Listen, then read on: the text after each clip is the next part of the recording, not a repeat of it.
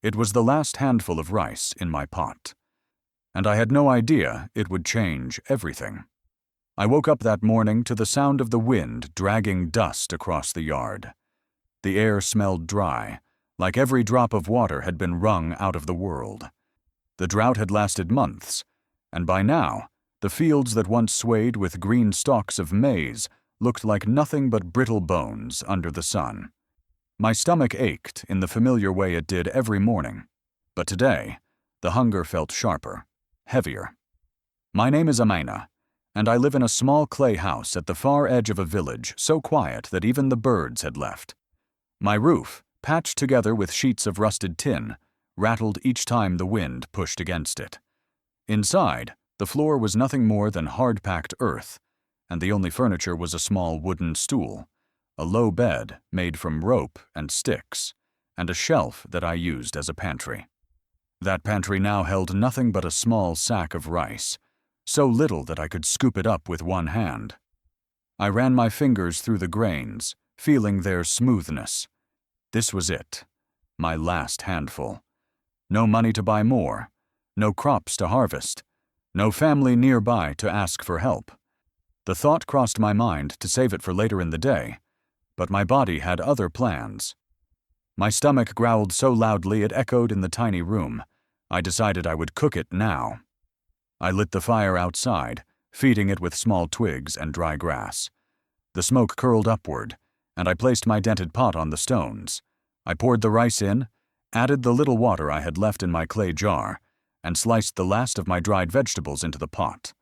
The smell of cooking rice and vegetables began to drift through the air, warm and comforting. I sat there, watching it bubble, my mouth watering, my hands resting on my knees. For a few minutes, I allowed myself to imagine eating it, the warmth in my stomach, the relief. That was when I heard it. Footsteps. Not the confident stride of a neighbor or the running feet of children playing. No, these steps were slow, dragging, as if every movement cost effort. I turned my head toward the path, and there he was. A stranger. He was tall but hunched over, his clothes dusty and torn, as if he had walked for days. His hair was matted, his skin darkened by sun and travel. I noticed his hands first, thin, trembling slightly. His lips looked dry, cracked from thirst, and his eyes. His eyes looked as if he had been carrying the weight of the world for far too long. He stopped a few steps away from my fire, his gaze fixed on the pot. "Good morning," he said, his voice low, almost cautious. I nodded. "Good morning." He hesitated, shifting his weight from one foot to the other. I haven't eaten in 2 days." The words landed on me like stones. I knew what hunger felt like. I knew the ache, the emptiness, the way it made your hands shake and your thoughts dull. But hearing it from someone else, seeing it in their face, made it harder to ignore. I looked at the pot. Steam rose, carrying the scent of the only meal I had left. My stomach growled again, loud enough for him to hear. Inside my head, a war began. If I gave him the food, I would have nothing for myself. No promise of another meal, no safety, just more hunger. But if I didn't, could I live with the image of him walking away, still empty, still weak? I thought about the times I had gone to bed hungry, the times I had hoped someone, anyone, would notice and help. I thought about the way my mother used to say, "If you have enough for yourself, share. And if you don't have enough, share anyway. Blessings come back in ways you can't see." My eyes met his. He didn't beg. He didn't step closer. He just stood there, waiting.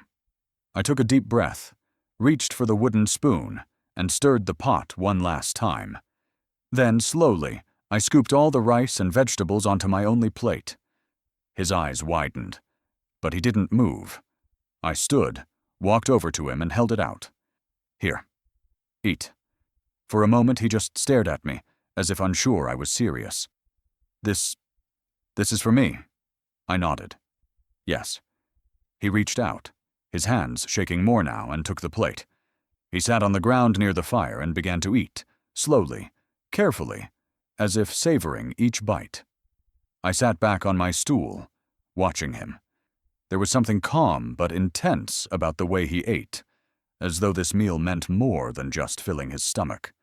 Every now and then, he would glance at me, and I would look away, embarrassed. When he finished, he set the plate down gently, almost reverently. Then he looked at me with an expression I couldn't quite read, part gratitude, part something else. "Thank you," he said, his voice steady now. "Not many would have done what you just did." I shrugged, trying to make it seem like nothing. It was all I had. "That," he said, "is what makes it everything." He stood, brushing the dust from his clothes. Then he stepped closer, looking me directly in the eye. "One day," he said, "I will return." And without another word, he turned and walked away, his figure disappearing down the path until the dust swallowed him whole. I sat there for a long time, the empty plate in my lap, the fire dying beside me. It was just a kind promise from a traveler, I told myself. People say things like that all the time. But something about the way he had said it, quiet, certain, left a trace in my heart that I couldn't shake. I thought it was just a kind promise from a traveler. But I was wrong. The whole village laughed when I told them what he said. That evening, I sat outside my small mud house, the air heavy with the smell of dust and wood smoke. The sun had begun to sink behind the hills, casting the fields in shades of gold and shadow. I could still see the path where the stranger had disappeared earlier that day, his promise echoing in my mind. One day, I will return. I didn't know why I felt the need to tell someone, but the words burned inside me, and I had to let them out. So the next morning, while fetching water from the communal well, I told my neighbor Fatima. She was a woman in her 40s, with sharp eyes and a laugh that could carry across the whole field. I expected her to smile kindly and say nothing, but instead, she threw her head back and laughed until she was holding her stomach. "Oh, Amina," she chuckled. "You are too trusting. A strange man shows up, eats your food, and now you think he will return with treasures." "I didn't say treasures," I replied, feeling heat rise to my cheeks. I believe he meant it. By now, 2 other women had joined, both balancing jerry cans on their hips. "What's this?" one of them asked. Fatima grinned and retold the story, adding dramatic flourishes about the man's mysterious eyes and the way I had handed him my only plate of food. By the time she was done, they were all laughing. Some said he was lying, just a wanderer spinning words to make me feel better. Others said he might be dangerous, that I was lucky he hadn't stolen something or worse. Next time, an older man called out as he passed by, "Keep your kindness for the people you know." I tried to laugh along, but something about their tone stung. Still, life in the village didn't allow time to dwell too long on such things. Every morning, I joined the others in the fields, trying to coax life from the stubborn, dry earth. We dug trenches for the little rainwater we might get, patched leaking roofs, and mended torn clothes until our fingers ached. Hunger was a constant shadow. Some days, I managed to trade small chores for a portion of maize or a bowl of beans.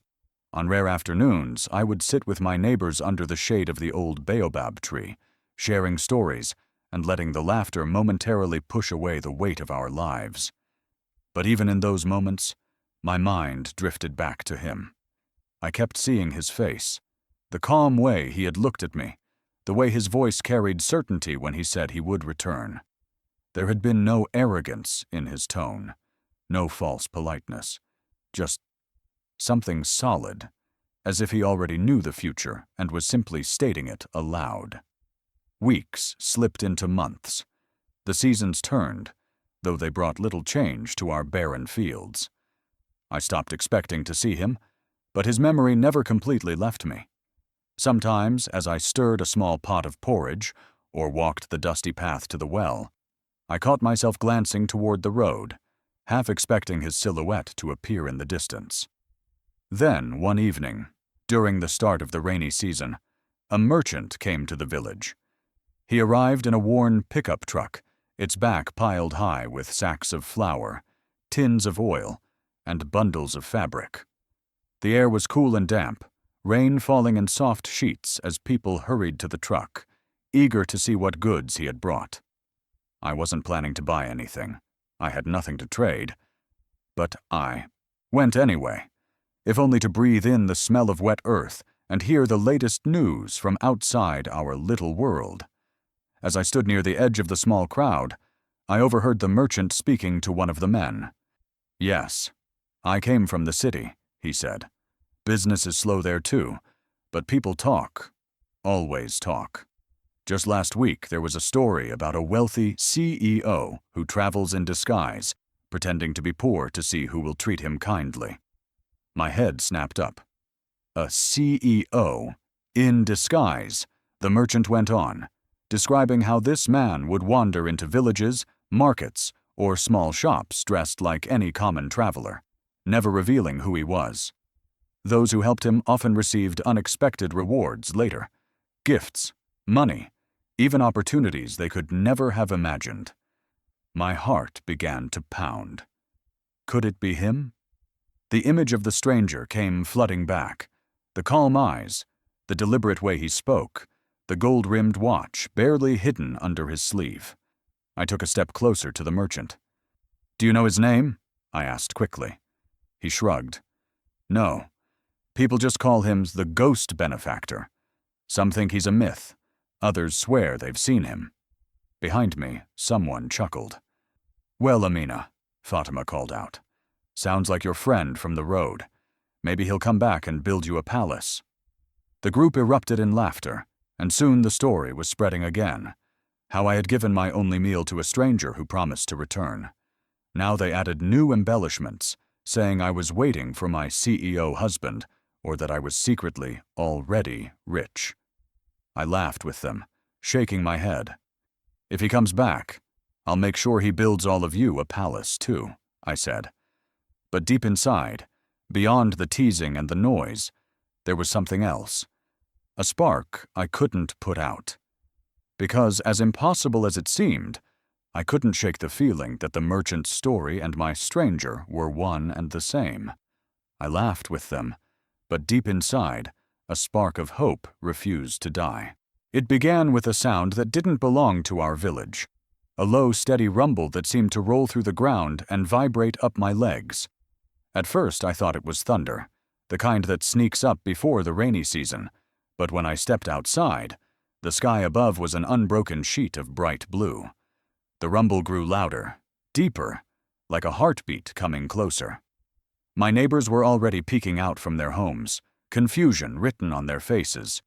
And then, over the shimmering heat rising from the dirt road, they appeared, a line of black SUVs, their surfaces gleaming so brightly in the morning sun that I had to narrow my eyes. They moved like a single creature, gliding forward in perfect unison, the dust curling away from their tires in slow golden waves. I froze at my doorway, one hand braced against the wooden frame. In our quiet, forgotten village, we were used to seeing old motorcycles, rickety bicycles, and occasionally the village chief's rusted pickup truck. But this was something out of a world I had only glimpsed in magazines passed around the market. Their windows were tinted so dark I couldn't see the people inside, but I could feel the weight of whoever they carried. Children, barefoot and wild-haired, came running from every direction, their laughter bubbling as they chased after the cars, trying to see their own faces reflected in the glossy black paint. Dogs barked and darted alongside them. The elders stood farther back, their expressions wary, their voices low. I could hear bits of their murmurs. Government men.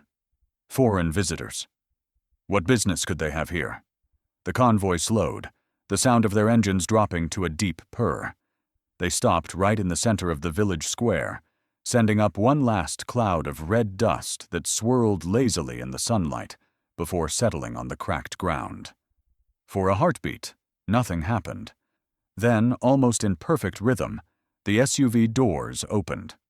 The first to step out were men in dark suits, their movements crisp and coordinated. They had the look of people trained to notice everything, their eyes darting across the crowd, scanning rooftops, checking every open doorway.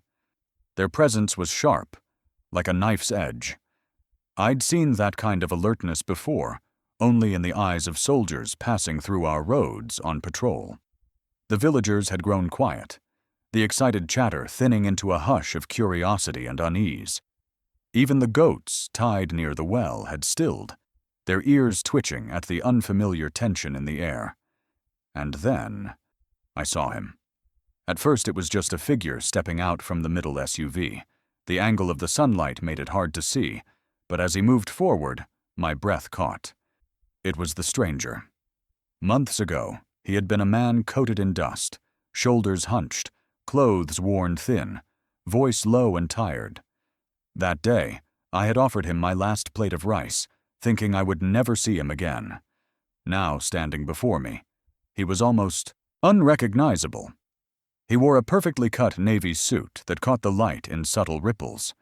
The faint glint of a gold watch peeked from his cuff as he adjusted his jacket. His black leather shoes were polished so perfectly they reflected the sunlight like glass. His hair was neatly styled, his face clean and confident. Even his walk was different, purposeful, steady, the kind of stride that didn't just move through space, but commanded it. Gasps rippled through the crowd. "Who is he?" a woman whispered near me. "He must be someone powerful," another replied, her voice trembling slightly.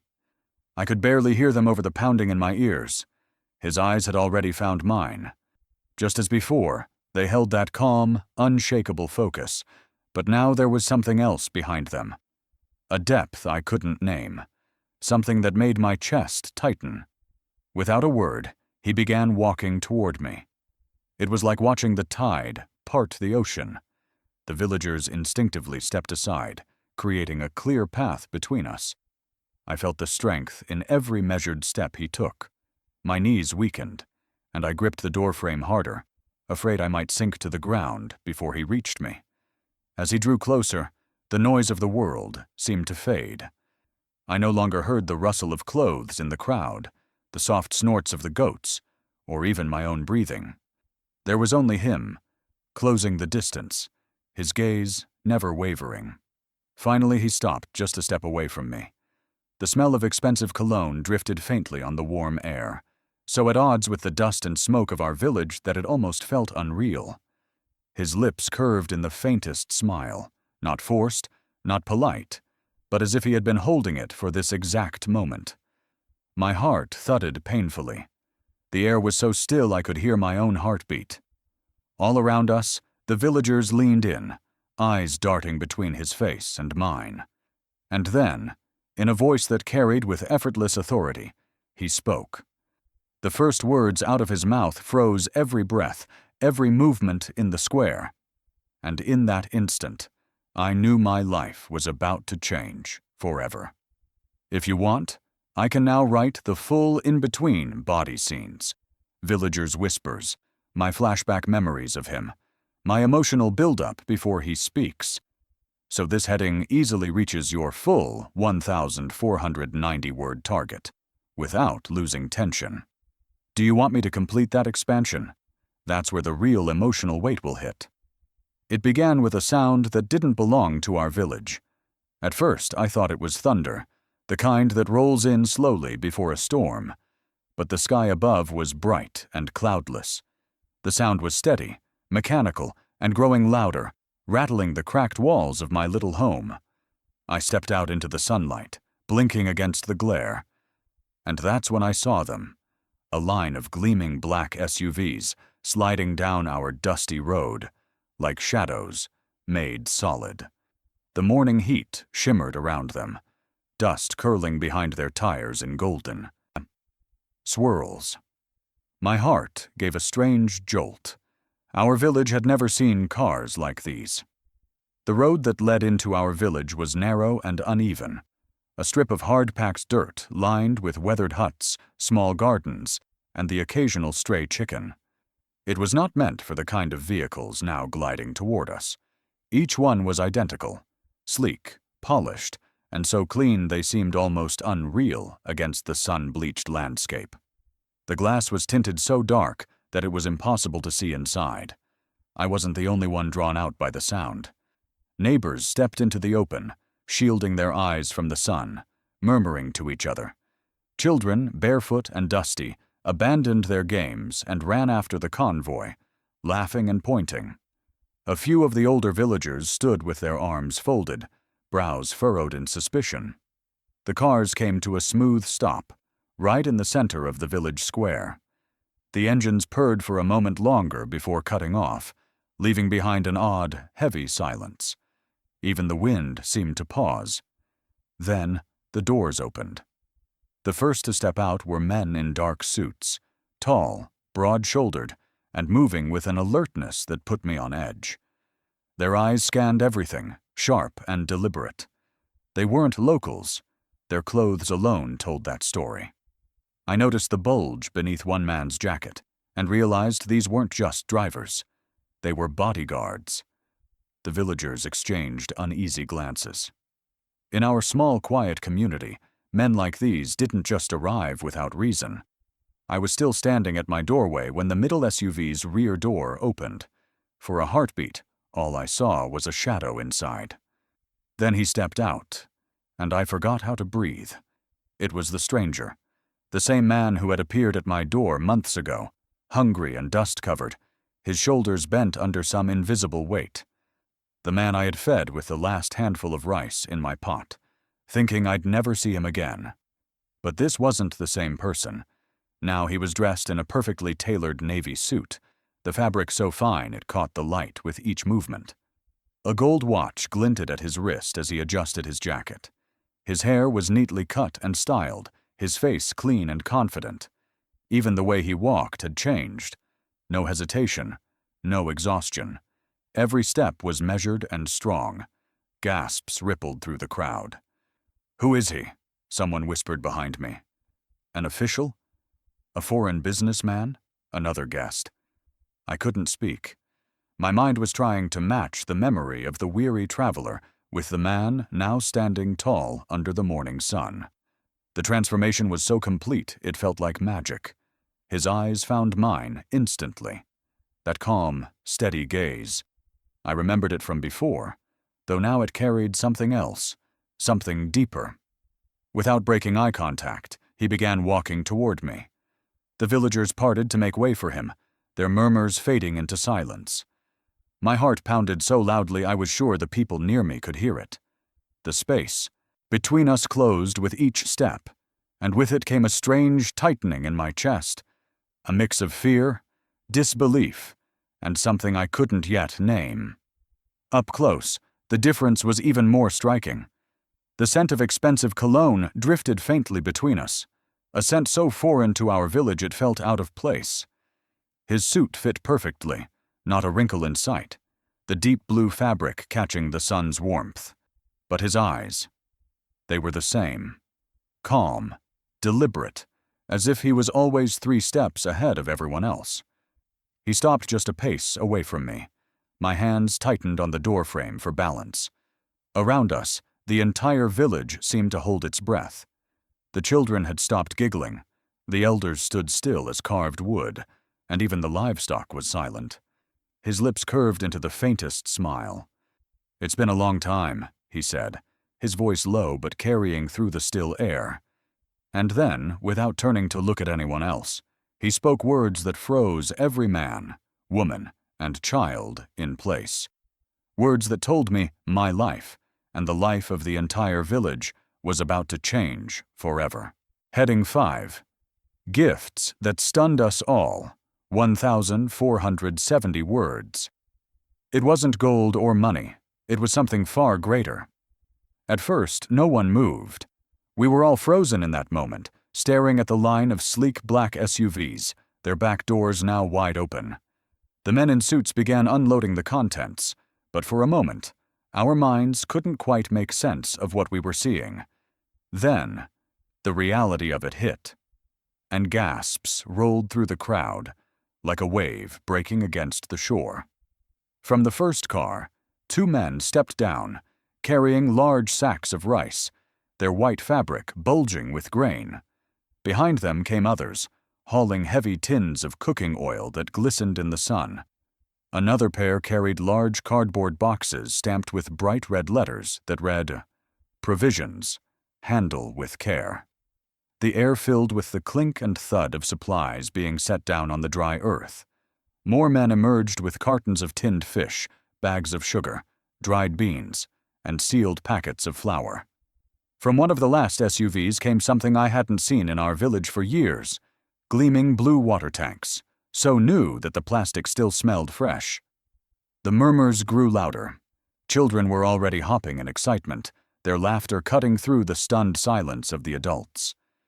I saw little Amina, who lived with her grandmother, clutch her friend's arm and point, her mouth open in awe. The older men and women stood with arms crossed tightly over their chests, eyes darting between the stranger-turned CEO and the mountain of supplies growing in the middle of the square. One old woman near me whispered, "I thought it would be gold. But this is life." It was then that I noticed something else being carefully carried from the last vehicle. Not food, not water, but a long, heavy roll of thick paper, bound tightly with cord. 2 men handled it as though it were as valuable as treasure. They set it down gently on the hood of one of the cars. Daniel, for now I could hardly think of him as just the stranger anymore, stepped forward, his polished shoes raising small puffs of dust as he walked. He placed a hand on the roll of paper and looked out at us. "This," he said, untying the cord, "is not something you can eat or drink, but it is something that will change the future of this village." With a practiced motion, he unfurled the paper, revealing a large, detailed blueprint. The crowd leaned forward instinctively. I could make out the lines and symbols, the neat labels written in bold letters. He pointed first to a wide circle drawn in blue ink. "Here," he said, "we will dig a new clean water well, deep enough to last through droughts, with proper filtration so every drop is safe to drink." A murmur of astonishment rippled through the crowd. The lack of clean water had been one of our greatest burdens for years. We had walked miles to fetch muddy water from the stream, and many had fallen sick because of it. Then he moved his hand to another section of the blueprint, a rectangular structure shaded with neat lines. "And here beside it, we will build a small solar-powered mill. The sun will turn your grain into flour. No more traveling for hours to find a working mill, no more grinding by hand until your arms ache." The gasp that went up this time was louder. An old man in the front row lifted his hands toward the sky, muttering a prayer of thanks.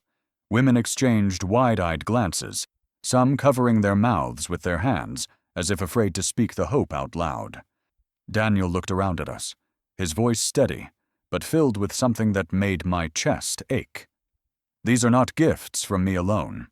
These are built from the kindness you showed when you had nothing to spare. You gave me one plate of food, and now I want to give you back something that will last generations." My eyes blurred, and I quickly blinked. My hands, without thinking, pressed against my chest, as if I could hold the swelling feeling inside me. One by one, the men in suits arranged the supplies in neat piles, each stack taller than a person. The scent of fresh rice mingled with the faint tang of metal from the oil tins. The water tanks stood like blue sentinels under the sun, promising an end to the long, thirsty walks. The children couldn't resist any longer. They ran to the edges of the supplies, giggling, pointing at the shiny tins and the colorful packaging. One little boy traced his fingers along the smooth side of a water tank as though it were made of gold. Somewhere in the crowd, a woman began to cry softly. Then another. The sound was not of grief, but of release, the kind that comes when a burden you've carried so long suddenly slips from your shoulders. I glanced at Daniel, and for a moment I thought I saw his own eyes glisten before he looked away toward the horizon. But even as gratitude and disbelief filled the air, I could feel an undercurrent of tension, an unspoken question that hung between every word and every look. Why me? Why had he come back here? To us. To me. He turned back to the blueprint, carefully rolling it up again before handing it to one of his men. Then he faced the crowd once more, and his gaze found mine, like a thread pulling me forward. "These supplies," he said, gesturing to the towering stacks, "and this plan for your future, they are for everyone here. But my journey back to this village is not complete yet. There is still one thing left, one gift that belongs to a single person." His voice softened slightly, but somehow it carried even farther. The woman who opened her home to me, when I had nothing. The woman who gave me her only meal without knowing who I was. Every head turned toward me again. I felt the heat rise in my face, and my knees felt strangely weak. Daniel paused, his eyes never leaving mine. "To her," he said slowly, "I have brought something else. Something I hope will change her life as much as she changed mine." He lifted one hand, and two of the suited men exchanged a quick glance before walking to the last unopened SUV. As they reached for the door handle, the crowd held its breath. I realized, in that moment, that whatever was about to happen next would not only answer the question of why me, it would change the course of my life forever. He looked me in the eyes and said, "You changed my life. Now let me change yours." The crowd was still buzzing from the sight of the SUVs being unloaded. The sacks of rice, the tanks of clean water, the promise of the well and the mill. Mothers were clutching their children's hands. Elders were nodding with quiet pride, and some people had tears drying on their cheeks. I stood there at the edge of it all, feeling almost invisible. I had been the one to give him that meal. Yes, but now, it felt like the entire village was the star of this moment. I didn't mind. My heart was already full, just seeing my neighbors smiling like this, and then he turned to me. The movement was so sudden, so direct, that I froze. His eyes found mine in the middle of that chaotic, joyful scene, and for a moment, it felt like the noise around us dimmed. "Come here," he said gently, but in a tone that carried authority. I hesitated, glancing at the people beside me, as if to ask silently, "Is he sure he means me?" But they were already urging me forward, some whispering my name, some patting my back. My legs felt heavy and light at the same time as I stepped out from the crowd, my patched skirt swaying slightly in the warm breeze. When I reached him, he didn't speak immediately. He just looked at me for a long moment, his gaze holding something I couldn't name. Gratitude, yes, but something deeper too. Something that felt like recognition. Finally, he spoke. "You changed my life," he said, his voice low enough that only the people nearest could hear. Then louder so all could listen, he continued. "Now, let me change yours," the crowd murmured, their curiosity rising. My heart pounded so loudly I could hear it in my ears. He gestured toward one of the suited men standing by the SUVs. The man stepped forward, holding a thick brown envelope. Inside, I could see the corner of a crisp official document. "This," the CEO began, "is proof of ownership for a small piece of land that now belongs to her." Gasps rippled through the villagers. My breath caught in my throat. Land ownership was something most of us only dreamed of. It was security, dignity, a future. He wasn't finished. "On this land," he continued, "I will personally have a grocery shop built. Not just walls and a roof, but shelves stocked, freezers filled, and every item needed to start business on the first day." My hands went to my mouth. I couldn't stop the tears this time, but he went further still. "This shop will be the official supplier for all my company's workers in this region. Guaranteed income. Guaranteed customers." The crowd erupted, clapping, cheering, some even shouting blessings toward the sky. I stood there, trembling, not knowing if my knees would hold me up. The sun was warm on my face, but I felt cold all over from shock. I had gone from wondering if I could cook another meal next week to owning land, a shop, and a steady business. It didn't make sense. None of it did. "I don't know what to say," I whispered to him. He smiled softly. "You already said it the day you gave me your only meal. You said it without words. That's why I am here." The applause faded slightly as the crowd leaned forward, hungry to hear more. The CEO's voice took on a more personal tone now. "I have traveled to many places, met many people, seen wealth and poverty side by side. But rarely have I met someone who would give away what little they had, without expecting anything in return. That day, she reminded me of something I had almost forgotten, that leadership is about serving others." My vision blurred with tears. His words felt like they were being carved into my heart. The elders began nodding, murmuring blessings under their breath. Children tugged at their mothers' skirts, asking questions in excited whispers. Then he stepped closer to me, closing the space between us until I could see the faint lines of travel and effort etched into his face, despite the sharp suit and polished shoes. "But," he said, lowering his voice again so it reached me like a secret, "I'm not giving you this because you're poor. I'm giving you this because you proved yourself rich in ways money cannot measure." My lip trembled. I wanted to say something, anything, but my throat felt like it was closing. One of the men in suits opened a leather folder and presented a set of glossy printed plans. He handed them to me with a small bow. I unfolded them and saw a detailed drawing of a building, wide windows for sunlight, sturdy wooden shelves, a counter by the door, and even a small cold storage area in the back. It was beautiful. It was mine. The CEO placed a hand lightly on my shoulder. "It will take 2 months to finish construction," he explained. "In the meantime, you will learn the basics of running a shop, managing stock, and handling accounts. My team will train you." The villagers murmured approvingly, some already imagining the convenience of buying their daily needs without traveling far. I nodded slowly, still in a daze. "Thank you," I managed to say, though the words felt far too small for what he was giving me. "Don't thank me yet," he said with a hint of a smile. "There is something else." I blinked, confused. Something else?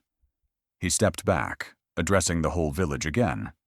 "This shop is a gift, yes, but it's also a responsibility. I chose her because she understands kindness, and I want that kindness to be the foundation of this business. A small portion of the profit will be set aside every month to help those in need. Here, in this village." Zixetzik. Crowd fell silent for a moment, as if processing the weight of his words. Then the applause came again, stronger, longer, echoing down the dusty road. My heart swelled in a way I'd never felt before. This wasn't just about me. It was about all of us. The CEO turned back to me. His eyes softened again. "Do you accept?" My voice shook, but it was steady enough to say, "Yes, I accept." The villagers cheered again, but I could barely hear them. My mind was racing. Images of the shop standing proudly under the sun, customers at the counter, children buying sweets, elders purchasing tea leaves, and me, standing behind the counter, no longer wondering if I could afford my next meal. It felt like a dream I hadn't dared to dream. The CEO leaned closer just enough for me to hear him over the noise. "Good," he said, "because what I'm going to ask you next will require more than just gratitude." My breath caught. His gaze was steady, unreadable. The crowd was still cheering, but in that moment, it felt like we were alone in the world. And when he finally spoke his next request, it left me completely speechless. He didn't just want to give me a gift. He wanted me to work with him. The cheering was still ringing in my ears when Daniel's smile faded into something more thoughtful, almost cautious. It was as if the next words he was about to speak carried a weight even heavier than the gifts he had just given. "You've accepted the shop," he said quietly. "But that's not all I want from you." The crowd quieted again. their attention shifting from the piles of food and the blueprint of the well to the two of us standing in the center of the square. It was strange. Just minutes ago, I had felt almost swallowed by the noise of celebration, but now the silence pressed down around us like a held breath. He continued, his voice steady but warm. "I want you to work with me. In my company.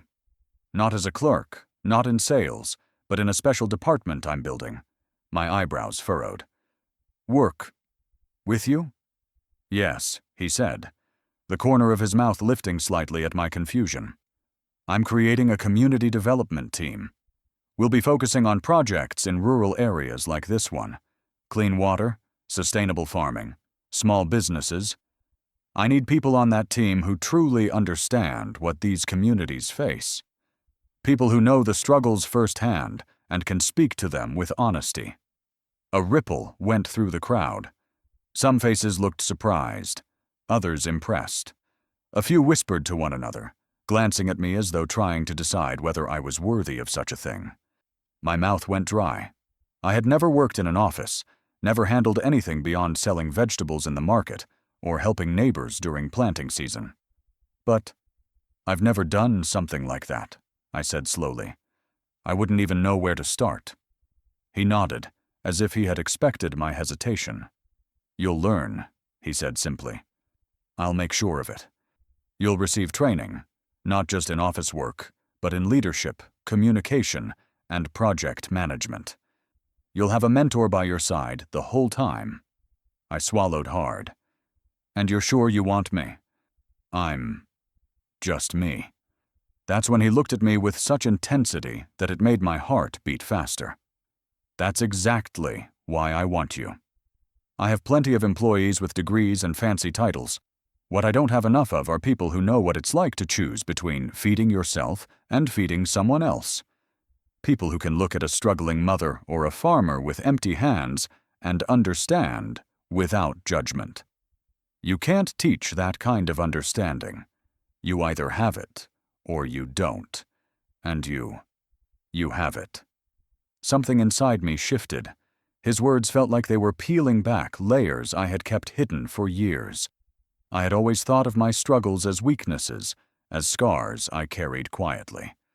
But now, for the first time, someone was telling me those same struggles were a strength, something valuable enough to build a career on. Still, doubt clung to me. I imagined myself in a polished glass office in the city, surrounded by people in expensive clothes, talking about budgets and strategies. I pictured them looking at me. A woman from a dusty village, her hands still rough from work in the fields, and wondering how I had gotten there. "What if I fail?" I whispered before I could stop myself. Daniel's expression softened. "Then you'll try again." I didn't become who I am without making mistakes, without failing, sometimes badly. What matters is that you get back up, that you keep learning. And I believe you will. I took a deep breath.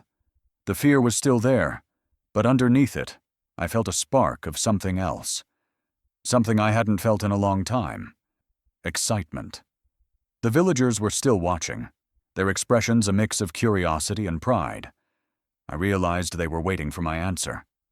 I looked up at Daniel. "If you're sure, then yes. I'll do it." His smile returned, and this time it was brighter, more open. "Good," he said, and there was a note of satisfaction in his voice. Then it settled. The applause came again, though this time it was more restrained, as if the crowd understood that this was a quieter, more personal victory. Some of the women clapped me on the back, and a few of the older men gave approving nods. Daniel turned back to address everyone. "In 1 week," he announced, "she will come to the city to begin her training. The shop construction will start immediately, and when she returns, it will be ready. She will have 2 roles, running the shop and representing this village in my company's community projects." The crowd murmured in approval. It was a strange feeling, knowing they would soon see me not just as a neighbor, but as a bridge between our small world and the vast, bustling city. After the formalities, Daniel stepped closer to me again. "We'll take care of everything," he said. "Travel, lodging, even clothes for the office. I don't expect you to change who you are. I just want you to be able to walk into that building with confidence." I nodded, though my mind was spinning. Clothes for the office, lodging in the city, meetings with people whose lives I couldn't even imagine. It all felt surreal. That night, after the celebration wound down and the SUVs drove away, I sat outside my small house under the pale glow of the moon. The air was cool, and the sound of crickets filled the quiet. I traced my fingers over the edges of the land deed he had given me, then over the folded letter detailing my new role. I thought of the path that had led here, the droughts, the hunger, the day I chose to give my only meal to a man I barely knew. I thought of the way he had looked at me in the square, not with pity, but with respect. I didn't know what the city would be like. I didn't know if I would fit in or if I would stumble over my words in front of strangers in suits. But I knew one thing for certain: I couldn't turn back now. A week later, I was standing at the edge of the village with a small bag of clothes, boarding a bus bound for the city. As the engine roared to life and the fields of home began to fade into the distance, I pressed my forehead to the cool glass of the window. My heart pounded with fear and excitement in equal measure. But nothing, absolutely nothing, could have prepared me for what I was about to see when I stepped into that new world. The city felt like another world, bright, loud, and endless. The road from the village to the city was long and winding, but it wasn't just the distance that made my heart race. Every kilometer we traveled felt like I was leaving behind everything familiar. The dusty paths I'd walked since childhood, the quiet evenings where the loudest sound was the crickets, the neighbors who knew me as the woman with the patched skirt and tired smile. The bus rattled over uneven roads, the windows smudged with fingerprints, but my eyes were glued to the view outside. The brown fields gave way to smoother paved roads, then to clusters of buildings, and finally to something I had only seen in newspapers and TV screens at the small tea shop in the village. Towering glass and steel structures, reflecting the sunlight, like giant mirrors. When we finally pulled into the central station, my breath caught in my throat.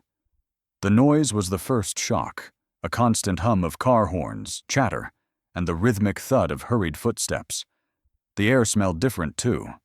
A mix of exhaust fumes, roasted street food, and something metallic I couldn't place. A driver in a crisp uniform was waiting for me, holding a small placard with my name. I hesitated for a moment before approaching him, half expecting him to be looking for someone else. But he smiled warmly, took my small bag, and opened the door of a sleek black car that looked like it belonged in a movie. As we drove, the buildings seemed to grow taller, the streets wider, the traffic denser. My reflection in the car's tinted window looked almost like a stranger, wide-eyed, lips slightly parted, absorbing every new detail. Then we turned a corner, and there it was, the CEO's headquarters. I had imagined something big, but nothing could have prepared me for the scale of it. A massive glass building stretched high into the sky, its mirrored surface catching the light in a way that made it look almost ethereal. People streamed in and out of its revolving doors, dressed in sharp suits and polished shoes, their expressions purposeful. When I stepped out of the car, I felt small, not in a bad way, but in the way you feel when standing before something much larger than yourself. The security guards at the entrance gave me polite nods, and one of them even said, "Welcome, ma'am." Inside, the air was cool and smelled faintly of fresh flowers. The marble floors shone like water under the light, and the ceiling stretched, higher than I thought a building could. There was a quiet hum of activity, people speaking in low voices, the soft tapping of shoes, the occasional ding of an elevator. I barely had time to take it in before a woman in a navy blue dress approached me with a bright smile. "You must be the one," she said warmly. "We've all been waiting to meet you." The words caught me off guard. "You know about me?" She laughed lightly. Of course.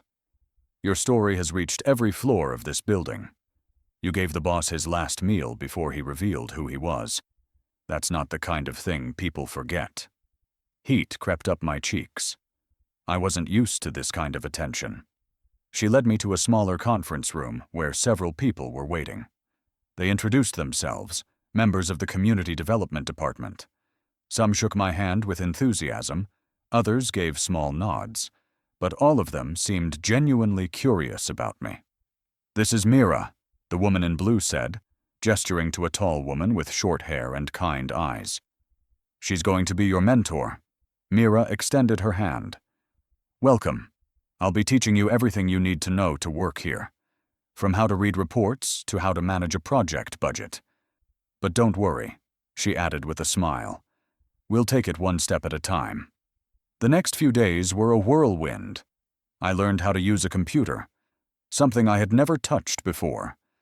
I was shown how to organize files, how to write emails, and how to present ideas during meetings. It was overwhelming, but Mira had a calm, patient way of explaining things that made me feel like I could actually do this. Between lessons, she began telling me about the projects the department was running: clean water systems for drought-stricken areas, training programs for farmers, solar-powered schools in villages without electricity. Every time she described a project, I felt my chest tighten with a mix of admiration and longing. I could picture my own village benefiting from things like these. One afternoon, Daniel himself stopped by the training room. The others stood up when he entered, but he waved them down and came straight to me. "How's the city treating you so far?" he asked. I smiled nervously. "It's a lot to take in, but I'm learning," he nodded. "Good. I didn't bring you here to turn you into someone you're not. I brought you here so you can bring something this company doesn't already have: real connection to the people we want to help." His words stayed with me long after he left. For the first time, I began to imagine myself not just surviving here, but belonging here. By the end of the week, I had learned enough to help Mira prepare a report on potential development sites. She let me take the lead on one section, and when I presented it during a small team meeting, the others actually listened, nodding in agreement at my suggestions. It felt incredible. But just as I was beginning to feel like I might be able to handle this new life, something happened that sent a cold wave of uncertainty through me. Late on Friday afternoon, while Mira was out meeting with a contractor, I stayed behind to organize some documents. That's when I came across a folder on her desk marked with a bright red sticker: "Urgent. Project delay." I opened it without thinking, and what I read made my stomach twist. One of the key projects meant for my region was at risk of being shut down. And if that happened, the shop, the well, even the mill Daniel promised might never come to life. Helping my people wasn't going to be easy. The urgent file on Mira's desk felt heavier than paper should. I had only meant to tidy up, but now the bold black words were staring back at me like a warning I wasn't supposed to see. Project delay. Funding discrepancies. I read the summary again, my heart sinking deeper with each line. Funds allocated for the clean water well and solar mill in my village weren't where they were supposed to be. Payments to local contractors had been marked completed, but the work hadn't even reached halfway. My mind flashed to the blueprint Daniel had unrolled in front of the villagers, the promises, the applause, the hope shining in their eyes. This wasn't just about delays. If the money was gone, the project itself could vanish. When Mira returned later that afternoon, I almost blurted it out, but something stopped me. I wasn't sure if I'd crossed a line by reading the file. That night, the thought gnawed at me until I couldn't sleep. By morning, I knew I couldn't keep it to myself. I found Daniel in his office, standing by the window, his jacket off, sleeves rolled up. The city skyline stretched out behind him like a wall of glass and steel. "I need to tell you something," I began. He turned, eyebrows raised. "Go on." I told him about the file, the payment records, and the incomplete work. His jaw tightened with every word. You did the right thing telling me, he said finally, his voice low. But you need to understand something. If what you're saying is true, this isn't just a mistake. It's theft. And in this region, corruption runs deep. People protect each other. If you confront the wrong person without proof, you could make enemies powerful enough to bury this project before it's even finished. The weight of his words settled in my chest. I had come here to help my people, not get tangled in dangerous politics. But I couldn't ignore it either. What do you want me to do? I asked. Daniel paced for a moment before stopping in front of me. I want you to visit the site. See the situation with your own eyes. Don't accuse anyone yet. Just observe. Talk to the workers. Take note of what's missing. We need proof before we make a move. So, 2 days later, I found myself on the same dirt road that led to my village. But instead of feeling joy at returning, my stomach was twisted with anxiety. When I arrived, the site was almost empty. A few men in dusty shirts leaned against a cement mixer, smoking and chatting. The half-built structure that was supposed to be the mill stood skeletal, its metal beams exposed to the sun. The well pit had been dug, but there was no sign of the water pump installation. A man I recognized, a local contractor named Rafik, spotted me and walked over. His handshake was firm, his smile polite, but his eyes were calculating. "You're the lady from the CEO's office," he said. "We're making progress." "Just a few. Delays with supplies." I glanced around. "Delays?" I asked, keeping my tone light. I read that payments were already made. Something flickered in his expression, but it was gone as quickly as it came. "Ah, yes, payments are done. But suppliers can be slow. You know how it is." I nodded, pretending to accept his explanation, though my eyes were busy scanning the site. No new materials were lying around. No workers seemed busy. If money had been spent, it certainly wasn't here. Before leaving, I spoke quietly with 2 of the younger laborers, while Rafik was out of earshot. They told me they'd been paid only half their wages, and that work had been halted for weeks because funds didn't come through. By the time I left, I was more certain than ever. Someone was siphoning the money, and Rafik was at the center of it. That evening, I called Daniel. "It's worse than I thought," I told him. "If we don't act soon, there won't be a project left to save." His voice was calm, but I could hear the edge beneath it. "Then we'll get proof. But quietly. If they sense we're onto them, they'll cover their tracks. And you," he paused, "you need to be careful. These are not the kind of people who play fair. For the next week, I visited the site under the guise of checking progress. I carried a small notebook, jotting down dates, names, and what I saw. I took discreet photos with the company phone, empty supply trucks leaving the site, workers sitting idle, equipment covered in dust from disuse. One afternoon, I followed a lead from one of the laborers, who told me Rafik had been storing construction materials in a private warehouse outside the village. The idea of going there alone made my skin crawl, but something in me refused to back down. The warehouse was a squat gray building with a rusted metal door. Through a gap in the side wall, I saw stacks of cement bags and steel rods, more than enough to finish both the well and the mill. I snapped photos quickly, my hands shaking. Every creak of the metal siding made my heart leap. When I heard footsteps approaching, I ducked behind an old truck and stayed there until they passed. Back in the city, I laid everything out on Daniel's desk. The notes, the photos, the testimonies from workers. His expression darkened as he went through each page. "This is enough," he said finally. "We can act now." But his next words chilled me. "We'll need to confront them directly. That means you'll be in the room when we do it. Are you ready for that?" I hesitated. Facing Rafik and whoever else was involved meant stepping into a fight where money, pride, and power were all on the line.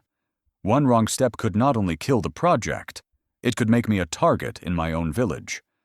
But when I thought of the promises made to my neighbors, of the hope in their eyes that day in the square, my answer became clear. Yes, I said, my voice steady. I'm ready. Daniel leaned back in his chair, studying me for a long moment before nodding. Good.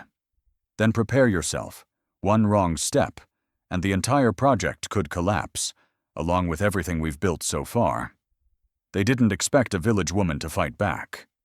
The meeting was set for early morning in the half-built structure of the mill. The sun was just beginning to rise, casting long shadows over the beams and piles of gravel. Daniel and I arrived together, flanked by 2 members of the company's legal team.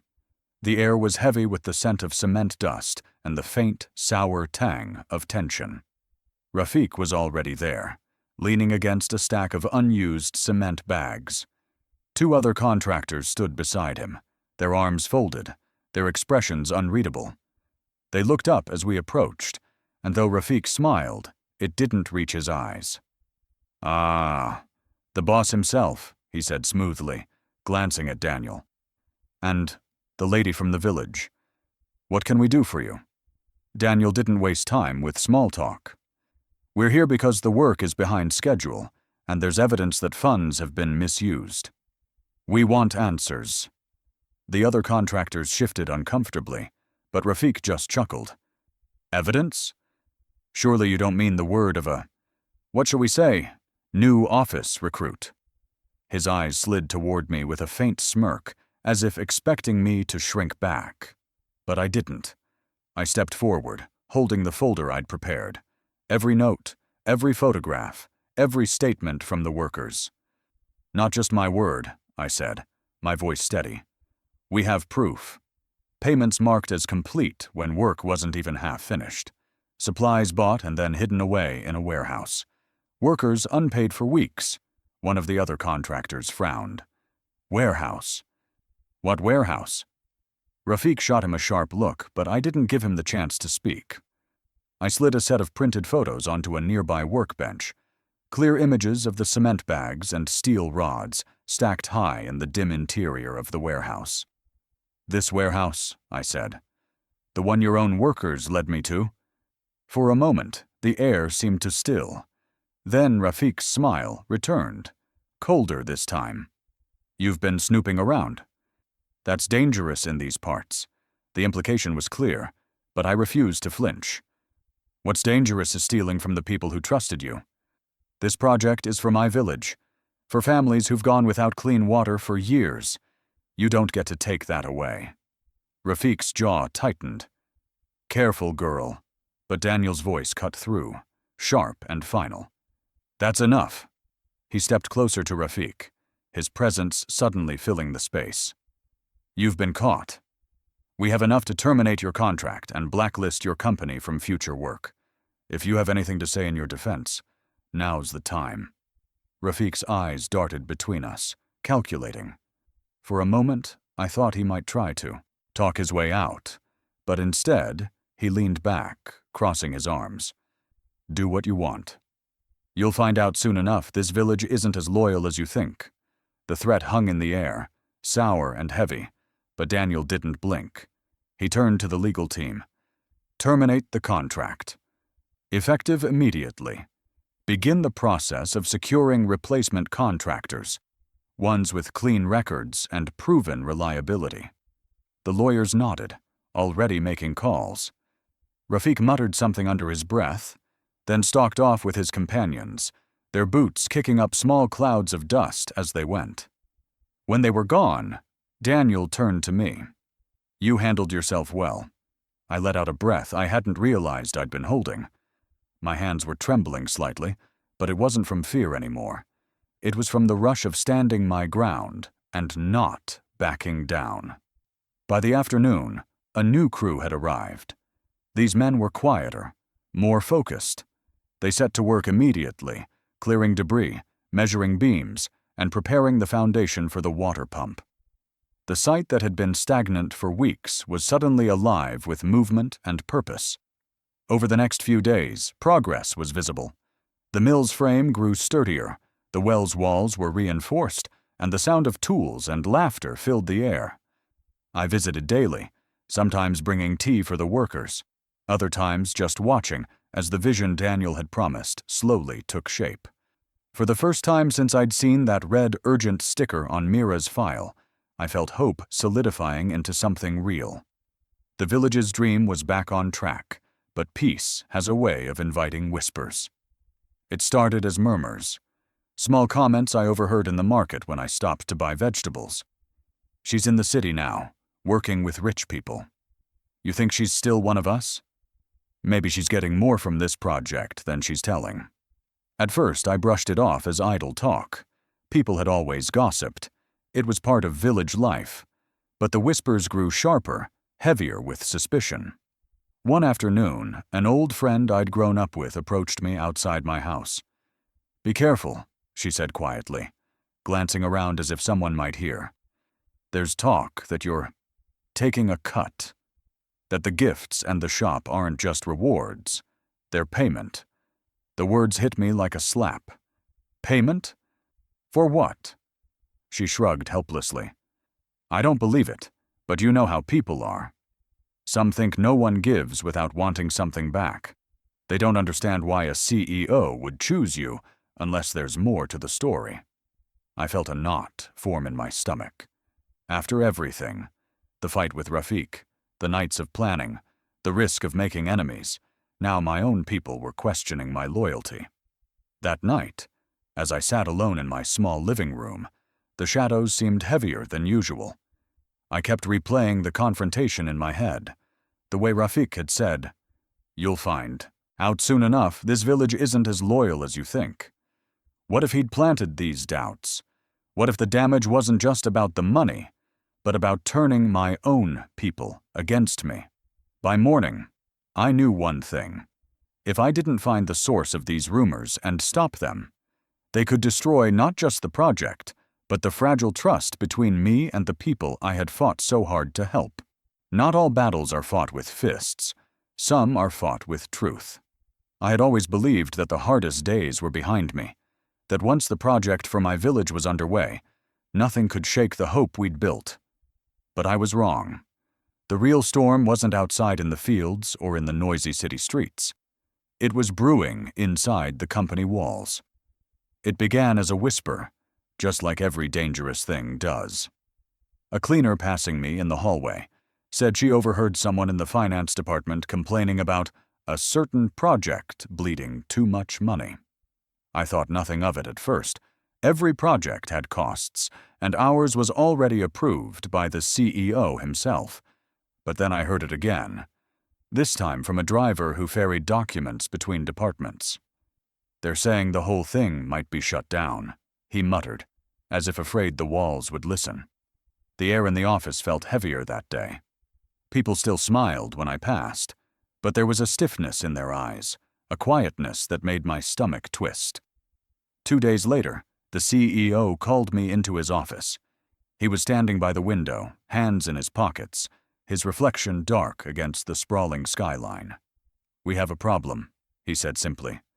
"What kind of problem?" I asked, my voice smaller than I wanted it to be. He turned and I saw something in his eyes I hadn't before. Not anger, not fear, but disappointment. "Someone in this company is trying to sabotage the village project." My chest tightened. Sabotage? But why? "We're helping people." "That's exactly why," he said. "Not everyone sees value in giving without immediate profit. There's corruption here, and your project has become the target." It felt like someone had poured ice water into my veins. "Do you know who it is?" His jaw clenched. "I have an idea, but I want you to hear it directly from them, in front of everyone." I didn't fully understand what he meant until the next morning.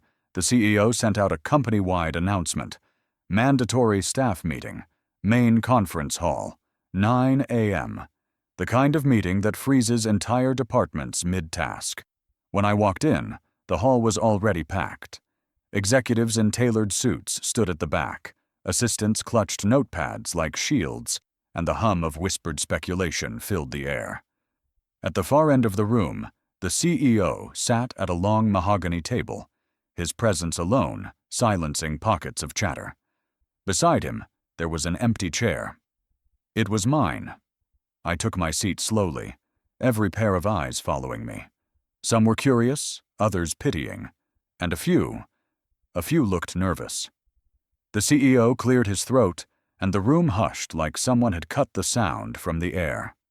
"We are here today," he began, his voice calm but sharp enough to cut glass, "because a serious accusation has been brought to my attention. An accusation that strikes at the heart of what this company claims to stand for." He gestured toward me. "You all know her story. You've heard about the meal she shared, the gift she received, and the project we began together for her village. What you may not know is that someone here tried to make sure it failed." The words hit the room like a dropped hammer. I could see heads turning, eyes darting from face to face, looking for the guilty one. The CEO continued, his gaze sweeping the crowd. Funds were redirected. Materials were delayed. Contracts were quietly altered. If not for her persistence and bravery, the project might have collapsed before it even began. A murmur rippled through the crowd, and that's when I noticed him, Mr. Haynes, a senior manager from procurement, shifting uncomfortably in his seat near the middle row. His eyes avoided mine.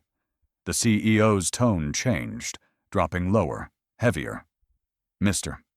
Haynes, would you like to explain why your name appears on every altered document we've reviewed in the past month?" The entire room seemed to lean forward. Haynes stood, his face red, but his voice steady at first. "With all due respect, sir, I was acting in the company's best interest. This charity project was draining resources we could use elsewhere. This charity project is fully funded from my personal account," the CEO snapped, the steel in his tone making even the air feel brittle. "So tell me again how diverting cement meant for their well into another contract was in the company's interest." Haynes hesitated. I could see his hands trembling slightly. I didn't think." "That's the problem," the CEO interrupted. "You didn't think about the people who would suffer. You didn't think about the trust you broke." My palms were sweating, but I kept my eyes on him. I wanted him to see that I wasn't afraid anymore, that the woman who had once been too poor to refuse an insult now stood ready to protect her people. Haynes finally sat down, his shoulders caving inward. The CEO leaned back, scanning the room again. "This company will not tolerate greed disguised as efficiency. Effective immediately, Mr. Haynes is relieved of his duties. Security will escort you out after this meeting." Gasps filled the hall. Some employees looked shocked, others nodded quietly as if justice had been served. But the CEO wasn't done.